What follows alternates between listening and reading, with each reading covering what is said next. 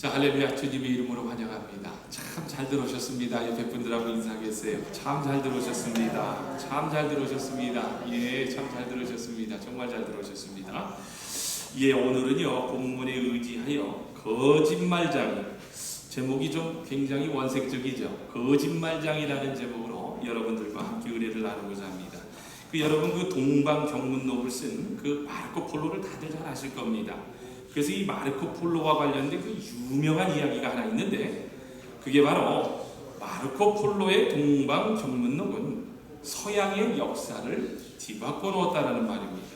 이 마르코 폴로를 통해서 유럽 사람들은요, 비로소 이제 중동과 극동아시아, 특히 이제 중국 문명이 서구 문명에 못지않게 위대하다는 사실을 알고 충격을 받게 되었는데, 그런데 여러분 특별히 마르코 폴로의 동방경문록에 나오는 터키는 국토의 일부분만 남동쪽 유럽에 걸쳐 있고 대부분은 서남아시아에 속해 있는 중동 국가로서 아시아와 유럽이 만나는 교차로였는데, 이 동양적인 것과 서양적인 것이 만나는 문명의 융합을 만들어내는 나라였다고 합니다.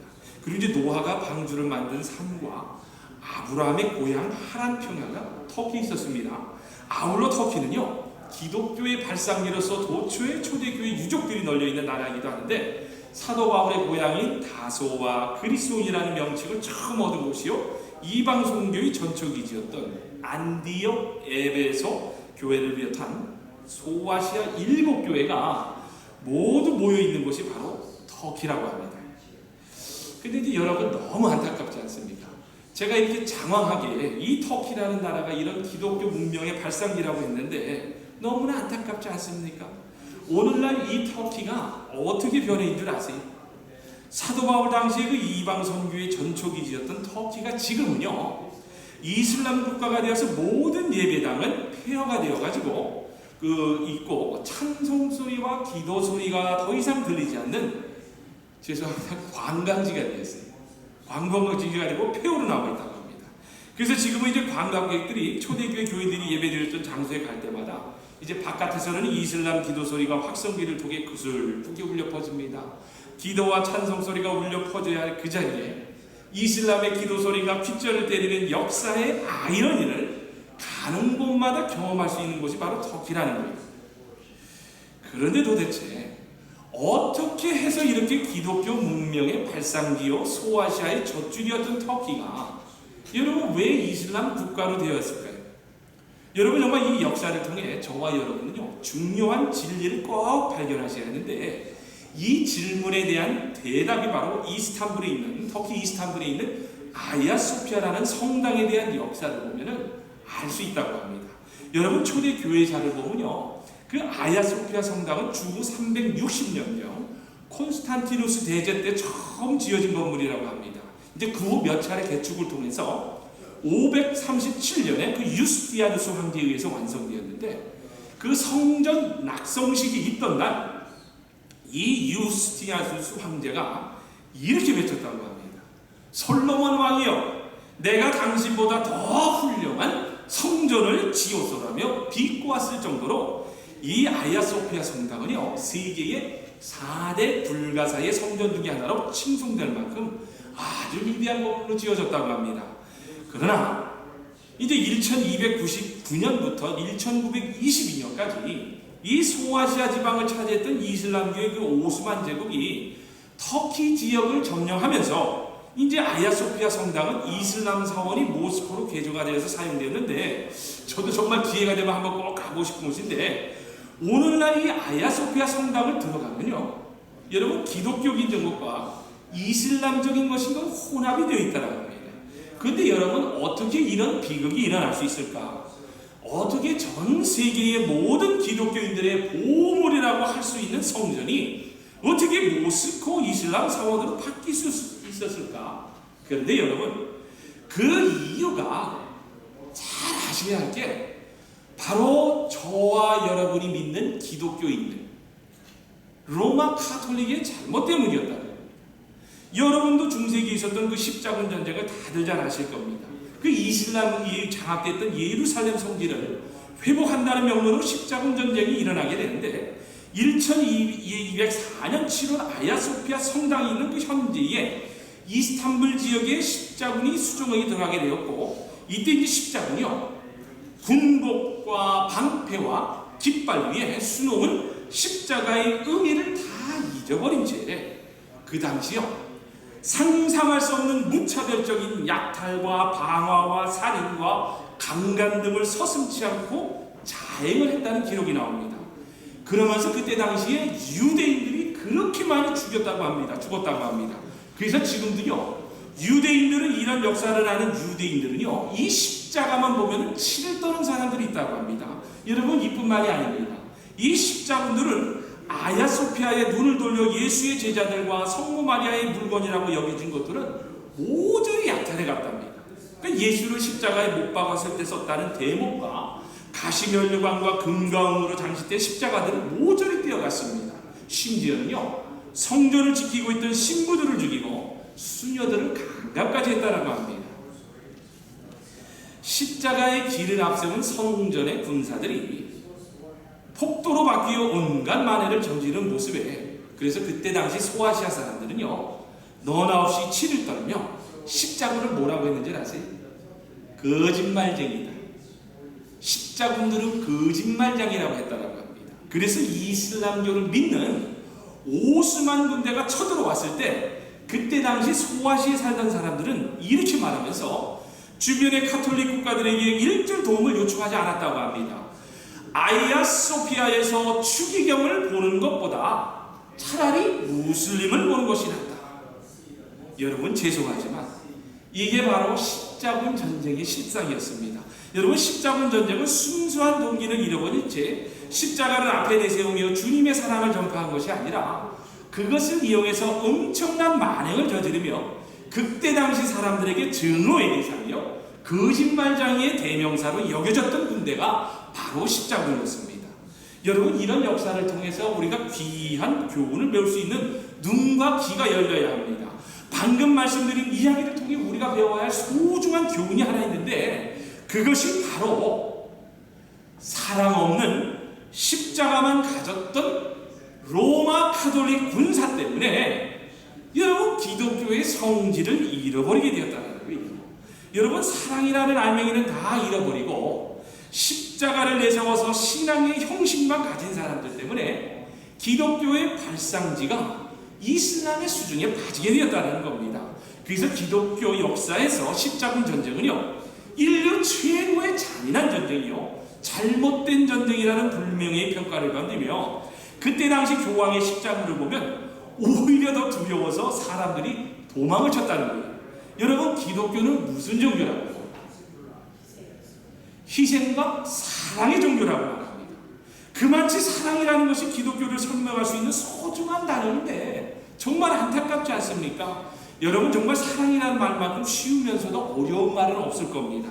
이 말하기는 쉬워도 실천하기 여간 어렵지가 않아요. 그래서 여러분, 사랑에는 명사가 없고 동사만 있다라고 하지 않습니까? 사랑이 무엇이라고 아무리 기가 막힌 정의를 내린다고 할지라도 직접 사랑해보지 않고서는요, 사랑이 무엇인지 깨달을 수가 없어요. 정말입니다. 여러분, 우리에게 중요한 것은 사랑에 대한 정의가 아니라 직접 사랑을 실천하는 행위라는 겁니다. 사랑은 그래서 성도가 누리는 가장 큰 덕목이요, 은사요, 축복이라는 거예요. 여러분, 이런 이야기가 있어요. 교회를 이제 처음 오신 세가족 부부가 교회를 이제 두리번거리고 있자 이 안내하시는 그 교인 한 분이 아니, 어떻게 오셨어요? 라고 이렇게 묻더랍니다.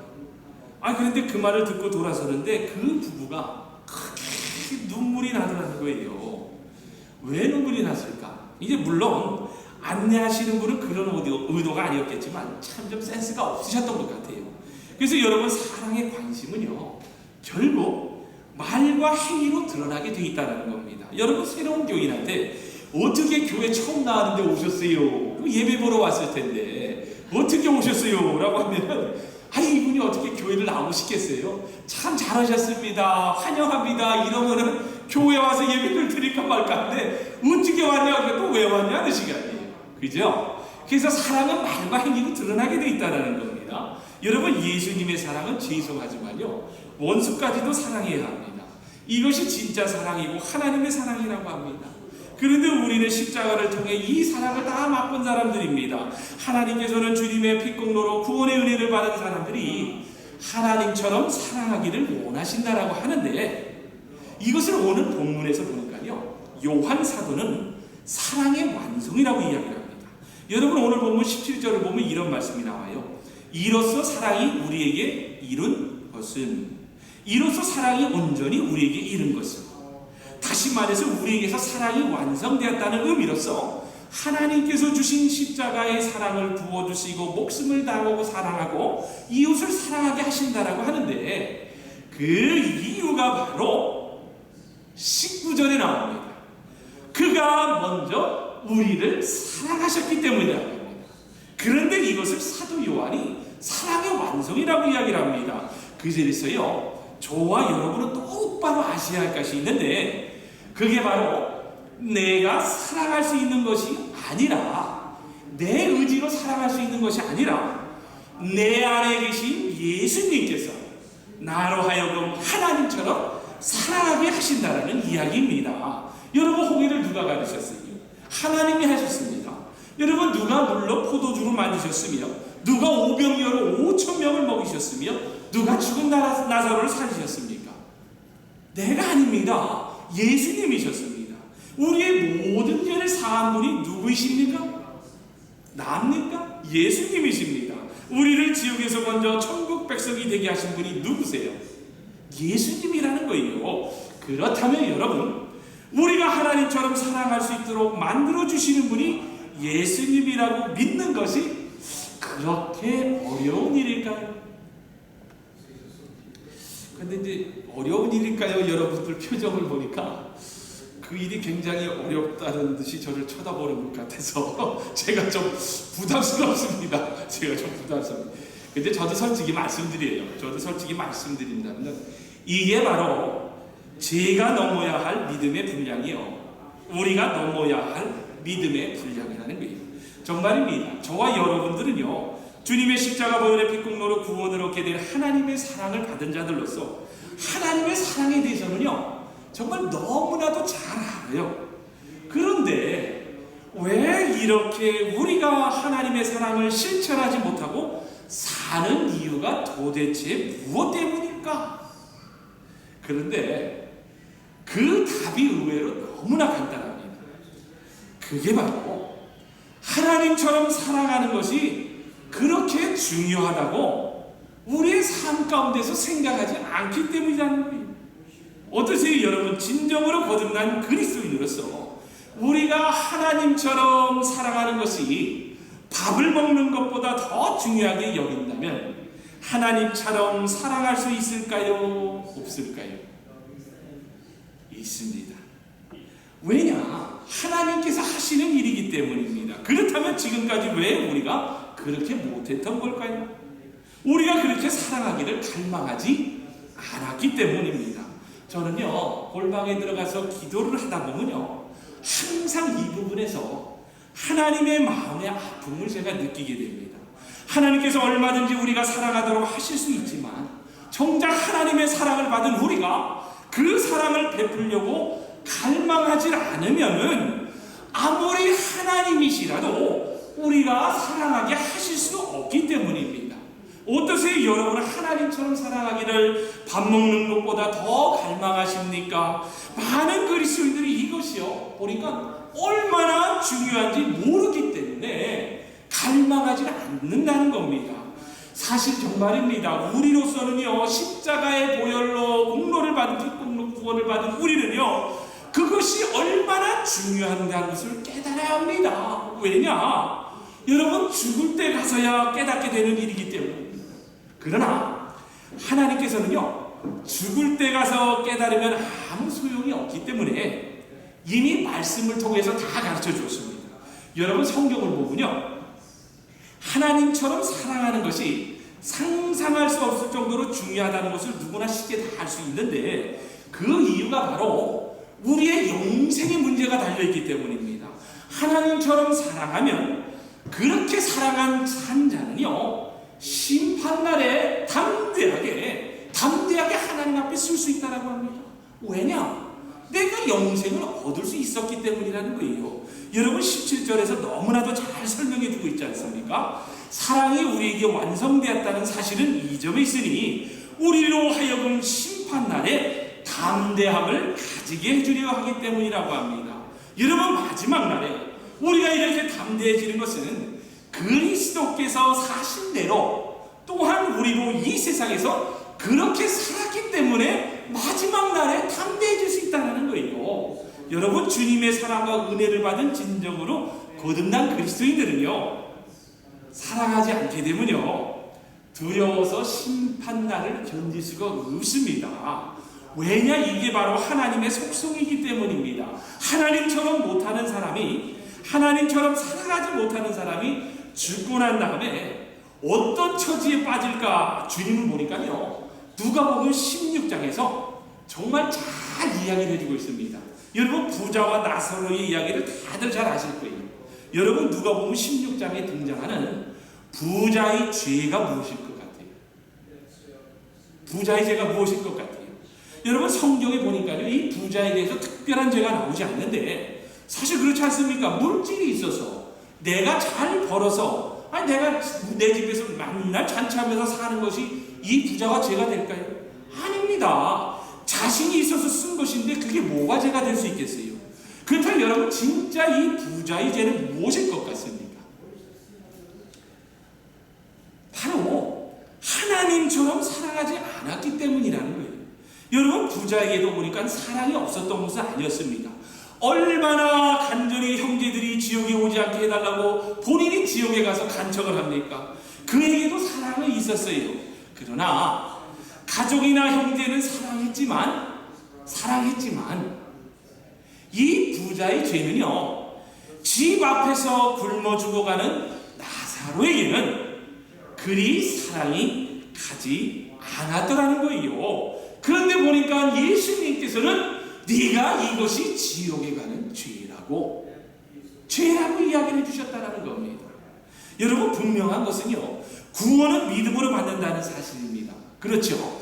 요한 사도가 요한복음에는 분명히 믿음으로 영생을 얻는다고 했습니다. 요한복음 5장 24절에서 내가 진실로 너에게 이르노니 내 말을 듣고 또 나 보내신 이를 믿는 자는 영생을 얻었고 심판에 이르지 아니하나니 사망에서 생명으로 옮겼느니라. 여러분 이 말은 유대인과 이방인과 구별 없이 누구든지 예수님이 구주이심을 믿으면 영생을 얻는 길이 열렸음을 증거하는 겁니다. 그리고 율법이나 혈통이 아니라 오직 믿음으로 구원을 받을 수 있다고 합니다. 또한 요한복음 1장 12절에서 13절에서도 보면요, 영접하는 자 곧 그 이름을 믿는 자들에게는 하나님의 자녀가 되는 권세를 주셨으니 이는 혈통으로나 육종으로나 사람으로 뜻은 하지 아니하고 오직 하나님께서 난 자들이라고 합니다. 오직 믿음이라고 합니다. 그런데 여러분 이제 이 믿음이요, 이제 요한서신으로 옮겨옵니다. 요한서신으로. 오늘 우리가 읽은 요한서신에 와서는요, 어떤 단어로 여러분 대체되는 줄 아세요? 그 단어가 바로 사랑으로 대체된다는 거예요. 그래서 요한일서 3장 14절에서 15절에서 뭐라고 합니까? 우리가 형제를 사랑함으로 사망에서 옮겨 생명으로 들어간 줄 알거니와. 요한복음에서는 우리가 믿음으로 사망에서 생명으로 옮겼다고 합니다. 그런데 지금 요한서신에서는요, 우리가 형제를 사랑함으로 사망에서 생명으로 들어간 줄을 알거니와 사랑하지 아니하는 자는 사망에 거하느니라.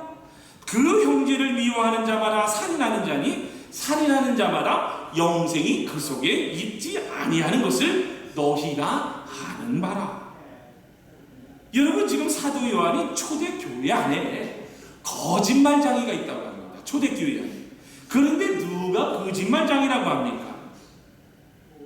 예수님을 믿는다면서 자기 형제를 미워하는 자라고 합니다. 형제를 미워하는 사람은 말로만 믿는다고 하는 사람이지 실제로는 믿지 않는 사람이라는 거예요. 그래서 오늘 본문 요한 4장 20절에서도요 동일하게 더 구체적으로 자기 형제를 미워하면 거짓말장이라며 보이는 자기 형제를 사랑하지 않는 사람이 어떻게 보이지 않는 하나님을 사랑할 수 있겠느냐며 말로만 사랑하고 행위로 드러나지 않는 그때 당시의 이단 사상을 경계하라고 합니다. 그래서 우리 제1공동체는요, 잘 아셔야 합니다. 성도요 제자로서 믿음으로 사망에서 영생으로 옮겨졌다고 하는 구원에 대한 감사, 은혜를 잊어서는 절대로 안 됩니다.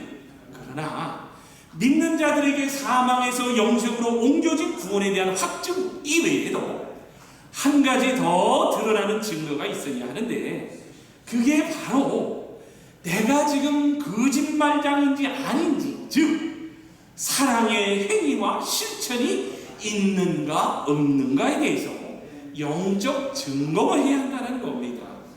어떠세요, 여러분? 지금 이 시간에라도 누구를 미워하고 계십니까? 뭐 그리스도인의 의견 대립이 있을 수 있고 화를 낼 수가 있습니다. 그러나 믿음으로 구원받았다고 하는 진정으로 거듭난 그리스도인이라면 미워해서는 안 됩니다. 여러분, 형제를 미워한다는 것은요, 자신이 영적으로 매우 위험한 상태임을 말해주는 거예요. 미움의 영은요, 지금 현재 사탄이 주고 있는 영이라는 것을 여러분이 알고 빨리 예수의 이름으로 미움의 영을 벗어둬야 합니다. 그래서 여러분, 요한 1장 3장 15절에서 사도 요한이 어떻게 경고를 하고 있습니까? 그 형제를 미워하는 자마다 살인하는 자니 세상에, 여러분, 하나님의 법은요, 교도소만 간다고 여러분 그게 죄라고 생각하지 않아요. 하나님의 법은 형제를 미워하는 자도 살인하는 자로 여긴다라는 겁니다. 그래서 살인하는 자마다 영생이 그 속에 거하지 아니하는 것을 너희가 아는 바라. 그래서요, 우리 제1공동체도 하나님처럼 사랑하기를 주님의 이름으로 부탁합니다. 제가 그래서 아까 기도했지요. 목회 저거 설교하기 전에 기도를 하지 않았습니까? 참 오늘 설교가 부담스럽다. 목사인 제 자신도요, 너무 부담스럽더라고요. 그러면서 아침에 안사람하고도 오면서 그 커피숍에서 커피 한 잔을 마시면서 제가 한번 이 설교를 이렇게 리뷰하는데, 아니 당신 왜 오늘따라 이렇게 한숨을 내세요? 그런데 참 하나님처럼 사랑한다는 게 쉬운 일이 아니에요. 그런데 이 요한일서가 사실 목회자들이 설교하기가 참 부담스러운 부분이 있어요.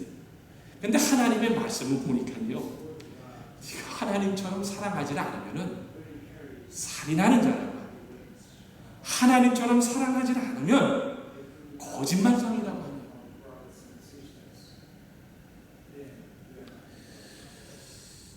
여러분, 오늘 보면 18절을 보면 이런 말씀이 나와요. 사랑 안에 두려움이 없고 온전한 사랑이 두려움을 내어 쫓나니 두려움에는 형벌이 있습니다. 두려워하는 자는 사랑 안에서 온전히 이루지 못하였습니다. 여러분, 이제는 아셨죠? 완전한 사랑이란 하나님처럼 사랑하는 건데, 그래서 우리는 하나님의 나라의 힘이라는 증거가 있는 성도요 제자로서 세상에서 좋은 거 다 빼앗기고 바보 소리를 들어도 마음이 평안합니다. 그러나 사랑하지 않은 사람은요, 세상의 온갖 것을 다 가지고 누려도 마음이 불안해요. 죽음의 순간이 다가오는 것이 두렵습니다. 여러분, 어떤 분들은요, 죽을 때 편안하게 죽고 싶다고 기도 부탁을 하시지만, 여러분 정말 거듭난 그리스도인이라면요, 사실 더 중요한 문제가요, 죽을 때에 두려움 없이 하나님 앞에 설 수 있게 해주세요라는 기도가 더 큰 기도의 부탁의 1순위라는 것을 아셔야 합니다. 여러분, 우리는요, 말씀을 알고 있지 않습니까? 우리가 반드시 죽으면 심판이 있다는 겁니다. 그런데 하나님 앞에 서게 될 때에 두렵기만 하고 가슴이 벌렁벌렁 뛰어서 견딜 수 없게 된다면 여러분 어떻게 하시겠어요? 여러분, 내가 막 죽으려고 하는데 두려워요. 아유, 나는 가기 싫습니다. 여러분 어떻게 하시겠습니까? 그러므로 가정이나 교회에서나 정말입니다, 옳고 그른 것을 살펴야도 하지만 절대로 여러분, 우리 제1공동체는요, 이 사랑을 놓쳐서는 절대로 안 됩니다. 여러분, 부모와 자식이 아무 일도 아닌 것을 가지고 다툽니다. 여러분, 교인들이 교회에서 교회 부엌에서 밥을 짓는다라며 봉사를 하는데 자기식이 아니라며 싸웁니다. 여러분, 어떤 사람이 교회에서 일을 처리하는 것이 상식에 좀 벗어난다고 해서 편이 나눠집니다. 여러분, 기독교 역사를 보세요. 세례냐 침례냐 하는 문제로 논쟁을 하다가 서로 다투게 돼서 갈라집니다. 그래서 여러분, 항상 조심해야 할 것은 교회 공동체 안에서는 언제나 사랑이 제일로서 다른 성령의 은사보다 더 큰 은사인 사랑의 은사를 사모해야 한다는 겁니다. 여러분, 과거의 교회를 다 경험해보지 않으셨어요? 여러분, 장로나 권사나 안수집사나 취임을 할 때 보면요, 그 성도들 중에 물질을 많이 드리면서 봉사도 열심히 하고 성경도 줄줄 외울 정도로 많이 읽고, 새벽기도면 새벽기도, 금요철야면 금요철야, 특별기도면 특별기도도 빠지지 않고 열심히 하면서, 그런데 이상하지요. 가장 중요한 하나님이 주신 성령의 은사인 사랑의 은사는 그렇게 찾아가 볼 수가 없더라는 겁니다. 그래서 하나님처럼 사랑하지 못해도 교회에 중직이 되는 분들을 볼 수 있었다라는 거예요. 그러나 사도 요한은 오늘 본문 21절에서 예수님께서 하신 말씀을 기억하라고 하면서 아주 깔끔하게 이야기합니다. 우리가 이 계명을 받았나니 하나님을 사랑하는 자는 또한 그 형제를 사랑할지니라. 여러분, 사도 요한이 뭐라고 합니까? 하나님을 사랑하는 사람은 자기 형제자매도 사랑해야 한다라고 하면서 이 계명을 하나님께서 주셨다고 하지 않습니까? 여러분, 사도 바울은 고린도전서 13장 2절에서요, 사랑이 없으면 아무것도 아니요라고 합니다. 여러분, 이 공동체 안에서 주님의 십자가 보혈의 핏공로의 사랑이 없으면 저와 여러분은 아무것도 아닙니다. 이처럼 성경에는 하나님처럼 사랑이 얼마나 중요하다고 말씀하고 있는데도 왜 하나님처럼 사랑해야 한다는 생각이 우리가 이렇게 희박할까? 그런데 그 답을 제가 찾았어요. 그 답은 천국, 지옥, 심판에 대하여 듣기만 했지, 이 이야기가 지금 현재 내가 살고 있는 데에는 전혀 문제가 되고 있지 않기 때문에 나중 가서 죽을 때의 문제로만 생각을 하고 여기기 때문이라는 겁니다. 여러분, 그렇지 않으세요? 저는 그런 것 같은데. 아니, 별로 안 그런 것 같아요. 하여튼 우리 교회는 목사가 더 솔직해. 아니, 저는 기도를 하면서 말씀을 준비하면서 그래, 내가 지금 이렇게 건강하게 잘 살고 있는데 지금 그게 기다려지냐, 그러면서 제가 오늘 설교가 부담스러웠다라는 겁니다. 그런데 여러분, 거듭난 그리스도인이라고 제가 강조하면서 3주간에 걸쳐서 이야기를 하지 않았습니까? 진정으로 거듭난 그리스도인이라면은 천국을 사모하며 사는 사람들이지 이 땅을 사모하며 사는 사람들이 아니라는 거예요. 미워하고 원수 맺고 싸우고 살 사람이 그러면요, 정말 한 사람도 없어집니다. 천국을 사모하게 되면. 여러분, 사랑은요, 성령의 열매입니다. 성령을 하나님께서 사랑하게 하신다라고 말씀입니다. 갈라디아서 5장 22절에서 23절을 보면 이런 말씀이 나와요. 오직 성령의 열매는 사랑과 희락과 화평과 오래 참음과 자비와 양성과 충성과 온유와 절제니 이 같은 것을 금지할 법이 없느니라고 하셨는데, 얼마나 우리가 이런 법을 주신 하나님의 사랑을 내 생각 안에서 가두어두면서 살고 있습니까? 정말입니다. 여러분, 우리가 진정으로 회개해야 할 것은요, 사랑이 없는 것이 아니라 사랑하게 해달라는 이 갈망함이 없기 때문이라는 거예요. 우리가 사랑을 갈망하면 반드시요, 주님께서 사랑하게 해주십니다. 여러분, 고린도전서 12장 31절에서도 사도 바울은요, 너희는 더욱더 큰 은사를 사모하라. 내가 또한 가장 좋은 길을 너희에게 보이리라. 그러면서 고린도전서 13장에서 사랑장을 강론합니다. 여러분, 큰 은사를 사모하라는데 그게 바로 사랑이랍니다. 그런데 그 공동체가 사랑을 하게 되면요, 하나님께서 더 좋은 길, 더 아름다운 길을 예비하고 주신다라고 말씀이 여러분, 철저히 이기적인 우리가 하나님처럼 사랑할 수 있는 길은 오직 주님의 십자가 주 예수님을 그래서 바라보는 것뿐입니다. 예수님입니다. 예수님. 그런데 그런 예수님을 어떻게 바라볼 수 있습니까? 오직 기도라는 거예요. 저는 요즘 기도할 게 없는 것 같아요. 그래서 주님께서 마가복음 9장 29절에서 뭐라고 이야기해 주십니까? 기도 외에는 다른 곳으로는 이런 유가 능력이 나타날 수가 없는, 오직 기도라는 겁니다. 기도를 통해 내가 죄인이라는 것이 깨달아집니다. 기도를 통해 내가 성령의 능력을 덧입게 됩니다. 기도를 통해 주님을 만나게 되고 천국과 지옥이 있다는 것이 믿어지게 된다는 거예요.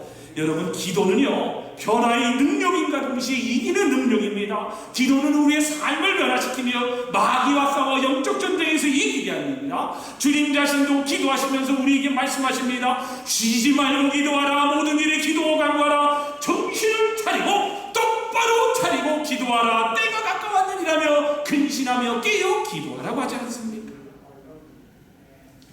여러분, 말씀을 맺습니다. 지금은요 여러분 그 세상에서 들려오는 소식들을 보면요 정말 어느 때보다 여러분 기도할 때입니다. 이제 결실의 계절인 이 가을에 우리 모두가 기도함으로 정말 영적인 생활이 더 풍성해졌으면 해요. 여러분, 기도는요 보니까 심는 대로 거두는 것이기 때문입니다. 그러므로 기도는 목숨을 거는 투쟁이요 전쟁입니다. 여러분, 십자가 사건은요 과거 한 번의 사건이 아니라 저와 여러분이 매 순간순간에 십자가가 되어야 합니다. 여러분, 어떻게 그렇게 될 수 있습니까? 다른 이유가 없어요. 기도, 십자가에 달리신 예수님을 항상 바라보며 기도하는 수밖에 없는 겁니다. 여러분, 우리가 왜 십자가로 죽고 십자가로 다시 살면서 예수님을 바라보고 살아야 하는 줄 아세요? 저는요 정말이에요. 제가 깨달아져요. 기도하면서 울게 되면서, 하나님, 나는 천국 가는 사람이죠. 천국 갈 사람이죠. 천국과 지옥이 깨달아집니다. 그러면요 하나님처럼 사랑하고 살고 싶은 갈망이 일어나기 마련입니다. 하나님의 엄청난 사랑을 받으면서도요 하나님처럼 살아가지 못하고 그렇게 사랑하게 해달라고 구하지도 않는 사람들은요 죄송하지만 여러분, 그런 분들은 거짓말장이에요. 하나님처럼 사랑하는 것이 영생의 길이요 바른 길입니다. 그리고 진정한 축복의 길입니다. 언제 어디서나 담대한 삶을 사는 비결이요 정직한 사람이라는 것을 꼭 아시고 하나님의 사랑을 더 갈망하며 실천하며 사는 저와 여러분 그리고 제1 공동체가 되시기를 주님의 이름으로 축원합니다. 아멘.